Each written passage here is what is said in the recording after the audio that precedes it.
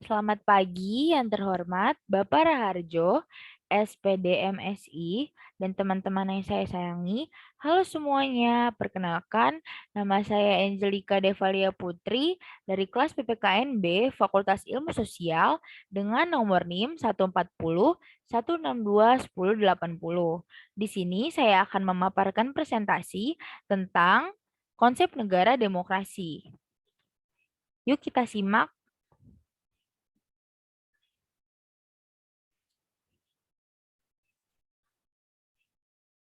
Pengertian negara demokrasi. Secara etimologis, pengertian demokrasi adalah bentukan dari dua kata, demos atau rakyat, yaitu secara bahasa demos atau kreten atau demos kretos adalah keadaan negara di mana dalam sistem pemerintahannya, kedaulatan itu berada di tangan rakyat. Kemudian, menurut para ahli demokrasi, yaitu menurut Aristoteles, dia mengemukakan bahwa demokrasi adalah suatu kebebasan atau prinsip demokrasi ialah kebebasan. Karena hanya melalui kebebasanlah setiap warga negara bisa saling berbagi kekuasaan di dalam negaranya. Kemudian menurut Haris Socher menjelaskan bahwa demokrasi ialah suatu bentuk pemerintahan rakyat karena kekuasaan pemerintahan melekat pada rakyat, juga merupakan hak bagi rakyat untuk mempertahankan, mengatur, dan melindungi diri dari setiap paksaan dalam suatu badan yang diserahkan untuk memerintah. Kemudian yang ketiga ada Abraham Lincoln. Dia mengartikan bahwa demokrasi itu adalah pemerintah dari rakyat, oleh rakyat, dan untuk rakyat. Yang keempat ada Cranbrook. Dia mengemukakan bahwa demokrasi adalah sesuai dengan pengertian dasarnya, yakni memerintah rakyat. Yang kelima ada Henry B. Mayo, menjelaskan dalam menjalankan sistem politik demokratis, pemerintah yang mengambil suatu kebijakan umum ditetapkan oleh kebanyakan dari wakil rakyat dan diawasi secara efektif oleh masyarakat atau rakyat. Kemudian asas-asas demokrasi. Gagasan pokok atau gagasan dasar suatu pemerintahan demokrasi adalah pengakuan hakikat manusia, yaitu pada dasarnya manusia mempunyai kemampuan yang sama dalam hubungan sosial. Berdasarkan gagasan dasar tersebut, terdapat dua asas pokok demokrasi, yaitu yang pertama ada pengakuan partisipasi rakyat dalam pemerintahan. Nah, contohnya itu pemilihan wakil rakyat untuk lembaga perwakilan rakyat secara langsung, umum, bebas, dan rahasia, serta jujur dan adil. Kemudian yang kedua, pengakuan hakikat dan martabat manusia. Misalnya, tindakan pemerintahan untuk melindungi hak asasi manusia. Kemudian, selanjutnya adalah prinsip-prinsip demokrasi secara universal. Suatu pemerintahan dapat dinilai demokratis apabila mekanisme pemerintahan diwujudkan prinsip-prinsip demokrasi. Prinsip-prinsip tersebut berlaku universal. Nah, maksudnya itu adalah keberhasilan suatu negara dalam menerapkan demokrasi dapat diukur berdasarkan prinsip-prinsip tertentu. Menurut Inu Kencana, Syafi'iyeh, prinsip demokrasi yang berlaku universal antara lain, yang pertama, adanya pembagian kekuasaan. Yang kedua, pemilihan umum yang bebas. Yang ketiga, manajemen yang terbuka. Yang keempat, kebebasan individu. Yang kelima, peradilan yang bebas. Yang keenam, pengakuan hak minoritas. Yang ketujuh, pemerintahan berdasarkan hukum. Yang kedelapan, supremasi hukum. Yang kesembilan, pers yang bebas. Dan yang kesepuluh, beberapa partai politik. Nah, apa sih ciri-ciri negara demokrasi itu? Ciri-ciri negara demokrasi adalah terdapat adanya perwakilan rakyat. Nah, terus yang kedua, keputusan pemerintah untuk semua rakyat. Yang ketiga, menjalankan konstitusi. Dan yang keempat, adanya sistem kepatraian. Apa sih jenis-jenis demokrasi itu? Jenis-jenis demokrasi berdasarkan ideologi, yaitu demokrasi konstitusional atau demokrasi liberal. Nah, ini maksudnya dasar Dasar pelaksanaan demokrasi konstitusional adalah kebebasan individu. Ciri khas pemerintah demokrasi konstitusional adalah kekuasaan pemerintahannya terbatas dan tidak diperkenankan banyak campur tangan. Kemudian yang kedua ada demokrasi rakyat. Demokrasi rakyat ini mencita-citakan kehidupan tanpa kelas sosial dan tanpa kepemilikan pribadi. Demokrasi rakyat merupakan khusus demokrasi yang memenuhi fungsi diktator proletar.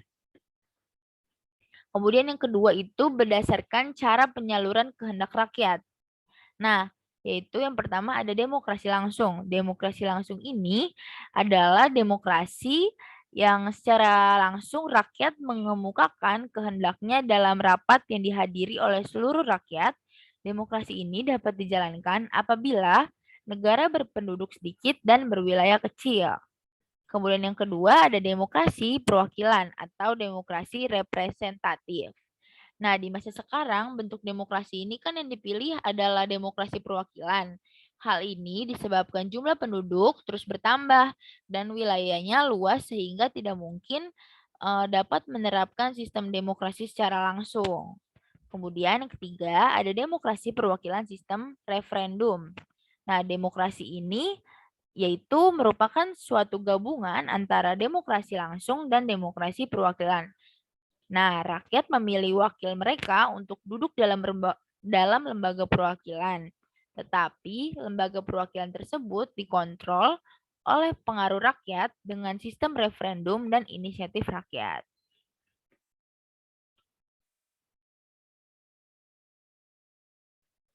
Kemudian yang ketiga yaitu berdasarkan titik perhatian. Nah, berdasarkan titik perhatian ini dibagi dalam 3 macam, yaitu yang pertama demokrasi formal. Demokrasi formal ini disebut juga demokrasi liberal atau demokrasi model barat. Demokrasi formal adalah suatu sistem politik demokrasi yang menjunjung tinggi persamaan dalam politik tanpa disertai upaya untuk mengurangi atau menghilangkan kesenjangan dalam bidang ekonomi. Kemudian yang kedua, ada demokrasi material. Demokrasi material adalah sistem demokrasi yang menitik beratkan pada upaya-upaya menghilangkan perbedaan dalam bidang ekonomi. Sedangkan persamaan bidang politik kurang diperhatikan, bahkan kadang-kadang dihilangkan. Kemudian yang ketiga ada demokrasi gabungan. Demokrasi gabungan itu apa sih? Demokrasi gabungan itu adalah demokrasi yang menggabungkan kebaikan serta membuang keburukan demokrasi formal dan demokrasi material. Persamaan derajat dan hak setiap orang diakui, tetapi demi kesejahteraan seluruh aktivitas rakyat dibatasi. Jenis-jenis demokrasi modern. Demokrasi modern adalah bentuk pemerintahan di mana sebuah konstitusi menjamin hak dasar individu dan juga hak berpolitik, keadilan dan kebebasan memilih serta hukum yang sifatnya independen. Berikut merupakan jenis-jenis demokrasi modern. Di antaranya yaitu demokrasi representatif dengan sistem presidensial. Nah, dalam sistem ini terdapat pemisahan tegas antara badan dan fungsi legislatif. Kemudian yang kedua, ada demokrasi representatif dengan sistem parlementer. Sistem ini menggambarkan hubungan yang erat antara badan eksekutif dan legislatif. Badan eksekutif terdiri dari negara, kepala, dan kabinet, sedangkan badan legislatif dinamakan parlemen. Yang ketiga, demokrasi representatif dengan sistem referendum atau badan prakerja. Dalam sistem ini tidak terdapat pembagian dan pemisahan kekuasaan. Hal ini dapat dilihat dari sistemnya sendiri di mana badan eksekutifnya merupakan bagian dari badan legislatif. Nah, perbedaan autokrasi modern dengan demokrasi modern itu apa sih? Perbedaan autokrasi modern dengan demokrasi modern yaitu menurut hakikat negara.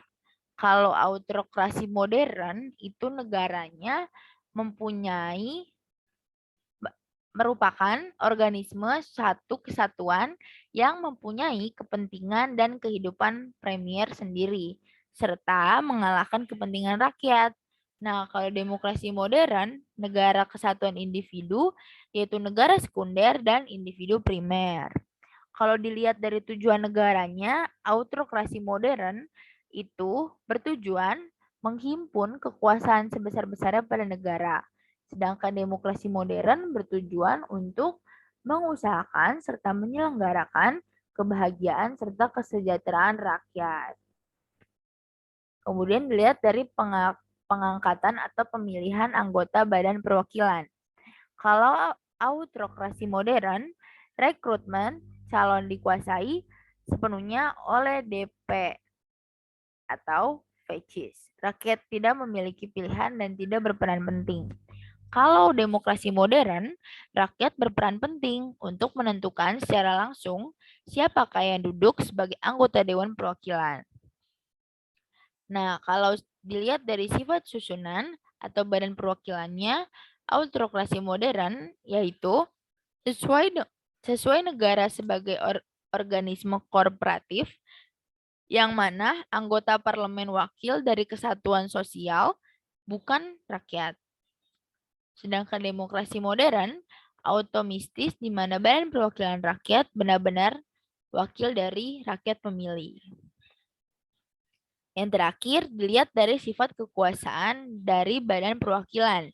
Kalau autokrasi modern tidak mempunyai kekuasaan karena hanya dianggap pendukung kekuasaan eksekutif. Sedangkan demokrasi modern mempunyai kekuasaan nyata sebagai contoh badan legislatif. Jadi kesimpulannya adalah perjuangan menegakkan demokrasi merupakan upaya umat manusia dalam rangka menjamin dan melindungi hak asasinya. Karena demokrasi merupakan salah satu sistem politik yang memberi penghargaan atas hak dasar manusia. Demokrasi bukanlah hanya sebatas hak sipil dan politik rakyat, namun dalam perkembangannya demokrasi juga terkait erat dengan sejauh mana terjaminnya hak ekonomi dan sosial budaya dari rakyatnya. Dengan demikian, hak asasi manusia akan terwujud dan terjamin oleh negara yang demokratis dan demikian sebaliknya. Demokrasi akan terwujud apabila negara mampu menjamin tegaknya hak asasi manusia. Sekian pemaparan dari saya. Terima kasih. Assalamualaikum warahmatullahi wabarakatuh.